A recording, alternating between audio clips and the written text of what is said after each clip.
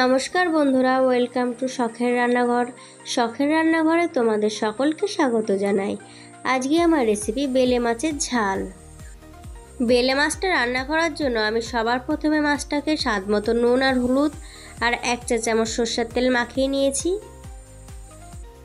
তারপরে 10-15 মিনিট রেখে মাছটা ভেজে নেব।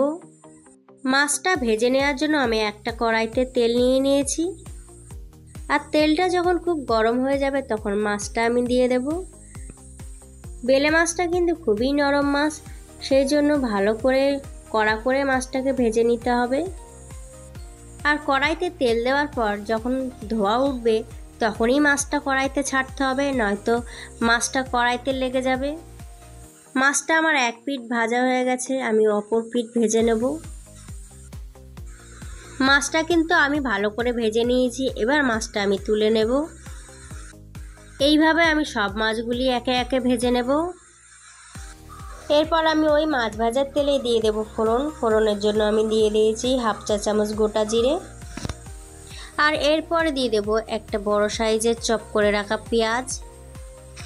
পেঁয়াজটা দেওয়ার পর আমি পেঁয়াজটা লাল লাল করে ভেজে নেব। আর পেঁয়াজে দিয়ে দেব স্বাদ মতো নুন। পেঁয়াজটা ভাজা হতে হতে আমি একটা মশলা তৈরি করে নেব। মশলার জন্য আমি একটা বাটি নিয়ে নিচ্ছি। আর বাটিতে দিয়ে দিচ্ছি 1 চা চামচ কাশ্মীরি লঙ্কার গুঁড়ো, 1 চা চামচ ধনে গুঁড়ো আর 1/2 চা চামচ হলুদ গুঁড়ো। এরপর আমি এই গুঁড়ো মশলাগুলো একটু জল দিয়ে ভালো করে মিশিয়ে রেখে দেব। এই গুঁড়ো মশলাগুলো এইভাবে জল দিয়ে মিশিয়ে রাখলে কড়াইতে যখন দেব তখন আর লেগে যাবে না কড়াইতে। পেঁয়াজটা আমি লাল লাল করে ভেজে নিয়েছি। এরপর আমি এতে দিয়ে দেব 2 চা চামচ আদা কাঁচা লঙ্কা বাটা। এরপর আমি বাটা মশলাটা ভালো করে কষে নেব, যতক্ষণ না এর কাঁচা গন্ধটা চলে না যায়। মশলাটা আমার ভালো করে কষানো হয়ে গেছে। এরপর আমি যে গুঁড়ো মশলাটা মিশিয়ে রেখেছিলাম সেটা দিয়ে দেব এখানে। এরপর আমি এটাও ভালো করে কষে নেব। মশলা দিয়ে আমার তেল ছেড়ে দিয়েছে। এরপর আমি দিয়ে দেব একটা বড় সাইজের টমেটো পেস্ট। তোমরা কিন্তু চাইলে এখানে টমেটো চপ করেও দিতে পারো। গ্রেভিটা যাতে আরেকটু স্মুথ হয় সেজন্য আমি টমেটোটা পেস্ট করে দিয়েছি। সব মশলাগুলো আমার ভালো করে কষানো হয়ে গেছে। এরপর আমি দিয়ে দেব গরম জল। আর গরম জলটা যখন ভালো করে ফুটে যাবে তখন আমি মাছগুলি দিয়ে দেব। মাছগুলি ঝোলে দেওয়ার পরে আমি 2 থেকে 3 মিনিট ভালো করে ফুটিয়ে নেব।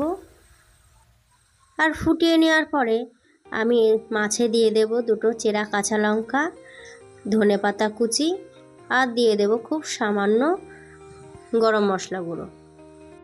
আর ঢাকা দিয়ে এইভাবেই 10 মিনিট রেখে দেব। হয়ে গেছে আমাদের বেলে মাছের ঝাল। তোমরা কিন্তু বাড়িতে অবশ্যই এইভাবে একবার ট্রাই করবে। আর ট্রাই করার পরে আমাকে কমেন্ট করে জানাবে।